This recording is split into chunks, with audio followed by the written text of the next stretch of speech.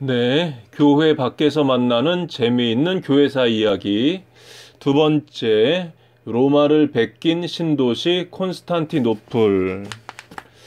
네, 로마 제국의 이제 첫 번째 수도였고요. 콘스탄틴 황제가 수도를 콘스탄티노플로 옮깁니다. 지금의 이스탄불, 터키의 이스탄불이고요. 나중에 동로마, 서로마가 갈라진 뒤에는 이제 비잔틴 제국의 수도가 되기도 합니다. 주전 2500년 전 그리스의 식민지 개척자 비자스가 개척했던 이 식민 도시는 나중에 로마 황제 콘스탄티누스가 새로 도읍지를 건설한 콘스탄티노플, 현재는 터키의 이스탄불이 되었다. 그러면 콘스탄티노플은 어떻게 해서 콘스탄티누스가 창설한 제국의 새로운 수도가 된 것일까?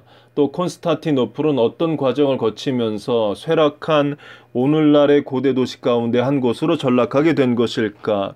이 콘스탄틴 황제가 유명한 것은 기독교를 공인합니다. 기독교를 국교로 만든 것은 아니고 그건 나중에 5세기, 6세기에 되는 일이고 콘스탄틴은 기독교를 더 이상 핍박하지 않고 인정하게 됩니다. 이유는 장군도 기독교인, 콘스탄틴 부인도 기독교인, 엄마도 기독교인으로 더 이상 기독교를 핍박하기보다는 도리어 인정하고 활용하는 게 더 낫겠다 싶어서 콘스탄틴은 기독교를 공인을 하게 됩니다. 그러면서 이제 교회가 서고 전도의 자유가 생기고 유럽이 기독교화가 되죠. 이건 장점이고 단점이라면 제도권이 교회에 개입을 하게 돼요. 이단 사입이 문제가 있을 때 교회 자체적으로 정리를 하는 것이 아니라 사도행전 15장의 초대교회 첫 회의처럼 교회 리더들이 모여서 회의를 하고 정하는 게 아니라 왕이 회의를 소집합니다. 니케아 회의를 비롯한 그 회의를 소집할 때 왕이 소집을 하고 각 지역의 주교들이 올 때 여행 경비를 왕이 되고 또 숙식을 왕이 됩니다. 바꿔 말하면 왕의 영향력이 들어가요. 왕이 선호하는 신학적 견해가 교회사의 결정에 영향을 미치게 됩니다. 그래서 여러 번의 그 카운슬, 교회 회의 중에서 지금 볼 때 이단 시비가 있는 결정으로 결정되기도 했었던 때가 있었습니다. 그 콘스탄틴 이후에는 왕권이 교회의 신학에 개입하는 계기가 되기 시작을 합니다. 이 콘스탄티누스는 제국의 수도를 로마에서 그러니까 비잔티움으로 옮겼다. 콘스탄티누스가 수도를 옮기겠다고 결정을 내린 배경에는 변방 민족들의 영향이 컸다. 이 변방 민족이라는 것은 라인강 너머를 말합니다. 지금 독일 그 서쪽에 라인강이 흐르죠. 라인강 너머를 이제 야만인의 땅, 바바리안이라고 불렀습니다. 바바리안들이 빠바 한다고 그래서 바바리안이라고 불렀고 사도행전의 야만인이라는 말이 그 바바리안입니다. 이 콘스탄티누스가 다스리는 로마 제국은 이미 쇠퇴기에 접어 있었다. 로마 제국은 언제나 소란으로 들끓었고 수도로서의 기능을 상실한 지 오래였다. 그러나 신도시는 활기가 넘쳤다. 본디 비잔티움은 아시아와 동유럽을 잇는 길목이었다. 그러니까 지금도 이스탄불에 가면 아시아와 유럽을 잇는 다리가 있습니다. 지리적으로 터키는 아시아입니다. 아시아이고요. 그런데 유럽에 붙으려고 자꾸 하죠. 그래서 나토에 미국이 가입을 시키려고 노력을 하고 있고 그러나 유럽연합에서 나토에 가입이 됐죠. 그러니까 터키는 나토에 가입이 됐지만 유럽연합 EU에는 가입이 안 됐습니다. 쿠르드족 문제 때문이기도 하고요. 그러나 축구는 또 유럽리그가 돼요. 그러니까 터키는 아시아이기도 하고 유럽이기도 합니다. 제가 전에 터키를 가봤는데 제가 볼 때는 유럽인에 가까워요. 피가 유럽인들 피가 많이 섞여서 그렇습니다. 그러나 터키는 원래 투르크, 돌골족이죠. 그래서 원래는 아시안 얼굴인데 피가 섞여서 백인에 가까운 모습을 많이 갖게 지금 되어 있습니다. 인도, 실론, 중국으로부터 상아와 호박, 도자기와 보석, 명주와 디마스크천, 그리고 알로에나 발삼, 계피나 사탕, 사양이나 생강 등 숱한 향신료와 의약품이 운반되어 왔다. 또 보스포러스와 마르마라 해에서 많은 생선이 잡히기도 하였다. 콘스탄티누스는 이 도시를 신로마라고 불렀지만 사람들은 그를 존경하는 의미에서 콘스탄티노플이라고 이름을 붙였다. 확대 적용하면 로마 제국 이전에 그리스 제국이 있었습니다. 그리스 제국을 만든 사람은 알렉산더 대왕입니다. 알렉산더가 이집트를 점령하고 자기 이름을 따서 도시 하나를 만듭니다. 지금도 이집트의 제2의 도시인 알렉산드리아입니다. 카이로가 제1의 도시고 알렉산드리아가 제2의 도시이에요. 마찬가지로 콘스탄틴이 도시를 세우고 신로마라 불렀지만 나중에 그 콘스탄틴의 이름을 따라서 콘스탄티노플이 됩니다. 알렉산더의 이름을 따서 알렉산드리아가 된 것과 같아요. 확대 적용하면 베트남이 북공산당 남자유 베트남으로 나뉘어져 있다가 그 공산화가 됩니다. 그리고 사이공이란 도시가 없어지고 호치민시티가 되죠. 한국식으로 하면 자유대한민국이 있고 북쪽에 공산주의 북한이 있습니다. 근데 예를 들어서 북한이 적화 통일했다 그러면 서울은 없어지고 서울은 김일성시가 되는 것과 같아요. 베트남이 사이공이 없어지고 호치민시티가 된 것과 같습니다. 콘스탄티누스는 수도를 옮길 때 그곳을 로마와 완전히 똑같이 만들려고 노력하였다. 때문에 콘스탄티노플에는 로마처럼 7개의 언덕이 있었고 시내는 14개의 구역으로 나뉘었다. 새로운 수도의 권위를 확보하려는 목적으로 로마로부터 로마 제국의 수호신상을 가져왔으며 원로원을 구성하기 위해 귀족들의 일부를 이주시키기까지 하였다. 콘스탄티누스의 의욕적인 건설 활동을 펼쳤다. 마르마라해의 섬에서 대리석을 그리고 흑해 부근의 산림에서는 목재를 들여와서 세무티무시 시베루스 황제가 만든 경마장을 확장시켰다. 100년 뒤의 자료에 따르면 시에 있는 큰 건물들로는 극장 2개, 공중목욕탕 8개, 사유목욕탕 153개, 주랑이 달린 건물 52개, 곡물창고 5개, 수도교 또는 저수조가 8개, 교회가 14개, 궁전이 14개, 그리고 기록에 남을 정도의 큰 저택이 4,388개에 이르렀다. 분당이나 일산을 비롯한 우리나라의 요즘 신도시 규모와 비교해도 엄청난 크기의 도시였음을 단번에 알 수 있을 것이다. 콘스탄티노플은 5세기에 이르러서는 대륙과 연결된 지역을 방비하기 위해서 약 5km에 해당하는 3중의 성벽이 구축될 정도로 번성하였다. 그렇게 이제 왕들이 왕국을 지키기 위해서 성을 쌓습니다. 중국으로 하면은 진시황제가 만리장성을 산꼭대기에다가 쌓아요. 그래서 만리장성은 세계 최대 무덤이란 말이 있습니다. 그 산꼭대기에 돌을 들고 올라가서 성벽을 쌓으려면 얼마나 많은 사람이 죽었겠어요. 그러나 이민족들이 만주족이든 몽골족이든 이민족들이 중국을 침략했을 때 만리장성을 넘어서 온 적은 한 번도 없답니다. 다 수문장에게 돈을 주고 매수해서 그 문을 통과해서 들어왔대요. 그래서 우리가 아무리 외부적으로 밖에 높게 벽을 쌓고 경계병을 세워도 내부가 부패하게 되면 결국 망합니다. 로마 제국도 투르크 오스만 제국도 대영 제국도 미국도 개인도 다 마찬가지예요.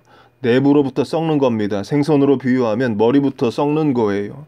저와 여러분 아무리 겉이 화려하고 성공했어도 가정에서 문제가 생기고 개인의 영적 관리가 문제가 생기면 결국에 무너질 수밖에 없는 거예요. 신학적으로 말하면 오직 하나님 나라만 영원한 것이고 세상 권세는 로마 제국이라 해도 알렉산더의 제국이라고 해도 다 무너지게 되어 있습니다. 그렇다면 콘스탄티누스는 이렇게 엄청난 대역사를 진행할 수 있는 재원을 어디서 끌어와 들였을까? 신도시의 건설에 충당된 주요 재원은 다름 아닌 옛 수도 로마와 이교의 사원들로부터 나왔다. 콘스탄티누스는 기독교를 공인하고 난 뒤에 이교 사원의 재산을 몰수하는 한편 게르만족과 같은 이민족의 침입에 시달리는 로마의 수많은 재산을 가져다가 신도시 건설에 충당하였다. 제가 이제 독일의 라인강 너머를 야만인의 땅, 바바리안의 땅이라 말씀을 드렸죠. 그 게르만족이 독일 민족입니다. 그런데 정작 독일인들은 자기 나라를 도이칠란트라고 부르지 게르만, 저먼이라고 안 불러요. 그러나 로마인들이 그 독일인들을 게르만이라고 불렀고 영어로도 이제 German, G-R-M-A-N, 게르만, German이 됩니다. 그러나 독일인들은 자신을 이제 도이칠란트라고 부릅니다. 확대 적용하면 그리스와 헬라가 같죠. 헬레니즘, 헬라어, 그리스어 같은 말입니다. 그리스인들은 자신을 헬라인이라고 불렀어요.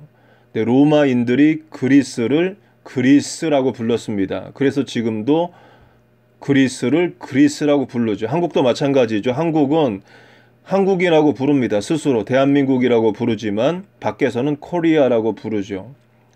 콘스탄티노플에 거주하는 주민들의 구성은 다양했다. 그리스인, 불가리아인, 카자르인, 터키인, 아르메니아인, 이탈리아인, 유대인, 러시아인, 그리고 고트인까지 매우 다양했는데 대부분은 혼혈인종이었다. 이 때문에 시민이라는 증거는 단지 그리스어를 사용하고 그리스 정교를 종교로 믿는 것이 고작이었다. 이제 동로마 서로마가 나뉘면서 교회도 그 서쪽 교회, 로마 중심의 서쪽 교회와 나머지 동쪽에 있는 교회로 나눠지게 됩니다. 그러면서 동방교회, 서방교회가 나눠지게 되고요. 동방교회 중 하나가 그리스 정교회입니다. 그리스 정교회의 본산, 곧 그리스 아테네에 있는 그리스 정교회 본부 교회 예배를 간 적이 있었습니다. 전에 이제 그리스를 방문했을 때 우리 개신교식으로 생각하고 그 호텔 직원에게 물어봤어요. 주일 그리스 정교회 예배 시간이 몇 시냐 물었더니 아예 그 질문 자체를 이해를 못하는 거예요. 나중에 알아보니까 그리스 정교회 예배는 1부 9시, 2부 10시 30분 이런 게 아예 없습니다. 8시부터 12시까지 4시간 동안 드리는 거예요. 그러면 4시간 동안 예배 다 참석하느냐? 못 참석하죠. 그래서 가고 싶은 때 가서 있고 싶은 만큼 있고 나오는 겁니다. 그래서 저희도 가서 1시간 정도 있다가 나왔어요.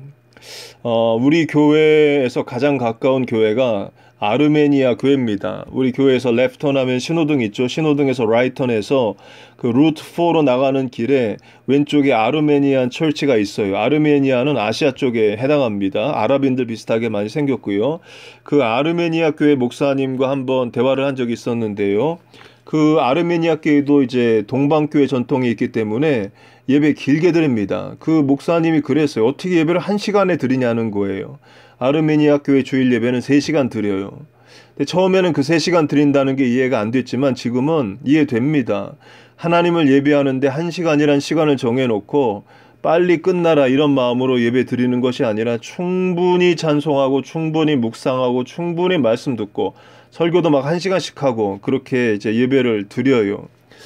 전통이고 문화이기 때문에 이것은 뭐 맞고 틀리고 하는 것은 아닙니다. 로마의 정치와 경제를 고스란히 물려받았을 뿐만 아니라 제국의 새 수도로서 화려함을 자랑하던 이 콘스탄티노플은 532년 폭동과 그에 이은 5일간의 대화재 때문에 그 면모가 손상되었다. 그리고 1204년에 서방교회의 수장 교황 이노센트 3세가 성지의 회복이라는 명분으로 파견했던 제4차 십자군들로부터 약탈을 당했다.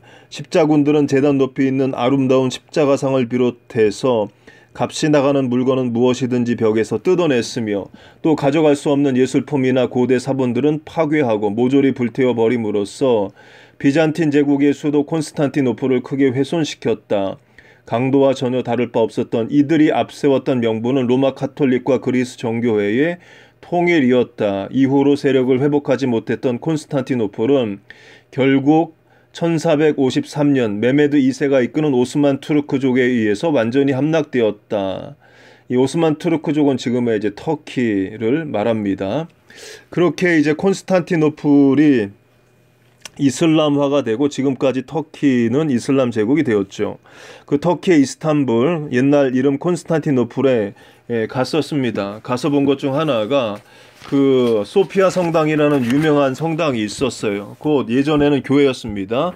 그런데 그 소피아 성당 안에 성화들 다 지워버리고 십자가 다 떼내고 그 이슬람 교의 어마어마하게 큰 글자 이런 것들을 놓았어요. 그리고 그 소피아 성당 건너편에는 블루 모스크라는 또 유명한 회교 사원이 있죠. 그 확대 적용하면 사도행전에서 나오는 대부분의 교회, 고린도 교회 뭐를 제외 빌립보 교회 아니 고린도 교회를 제외한 대부분의 교회들이 다 지금의 터키에 있고 요한계시록에 사도 요한이 편지 보내는 7교회도 다 터키에 있습니다. 그 터키는 사도행전의 역사와 요한계시록의 역사가 있는 중요한 성지입니다. 그런데 다 없어지고 지금은 이슬람 국가이죠. 그래서 지금 교회 잘 된다고 해서 끝까지 잘 되는 거 아니고 할아버지 예수 잘 믿었다고 해서 손자 예수 잘 믿는 거 아닙니다. 저와 여러분 경각해야 되고 또 대한민국도 미국도 우리 평화교회도 신앙의 세대 전수를 잘 이루고 하나님을 위해 충성하는 교회가 되기를 바랍니다.